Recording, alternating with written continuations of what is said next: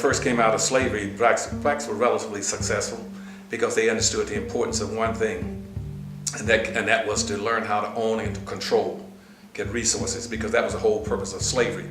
Slavery was basically to maldistribute almost 100% of all this nation's wealth, resource, privileges, and controls of all levels of government into the hands of the dominant white society. And it was very effective. It did an excellent job.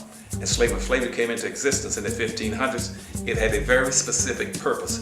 Slavery was an economic issue, not a social issue.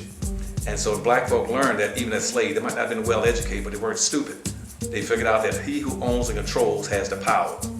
And so when slavery ended in the 1860s, about 1866, at that point in time, they learned something else from the radical Republicans who came out and said that black people in America can only be one or two things. Either you're going to be slaves or you're going to be free. To be free, you must these blacks must minimally, 5 million, almost 5 million blacks must minimally have 40 acres, a mule, and $100 given to them coming out of slavery if they're going to play this game.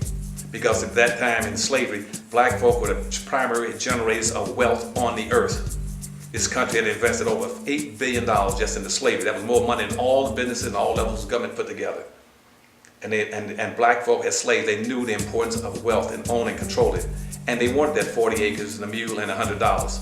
And Congressman Thaddeus Stevens, Charles Sumner, and Benjamin said that on the floor of the United States Congress in the 1865 Civil Rights Law.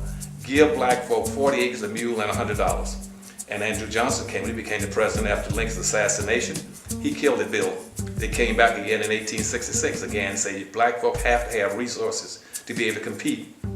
And then later on they converted that to the 14th Amendment in 1868. But in the meantime, black folk left slavery, not owning and controlling anything. Black folk left slavery after 400 or 500 years, penniless, poor, disorganized, no religion, no clothes, no food, no animals, no home, no land, no tools, no weapons, nothing. And white folks told them, go out there and compete. And unfortunately, our leadership didn't understand that. You cannot compete not owning anything. But a few blacks got the word. They said, what we got to do is try to get some of that land at 40 acres and a mule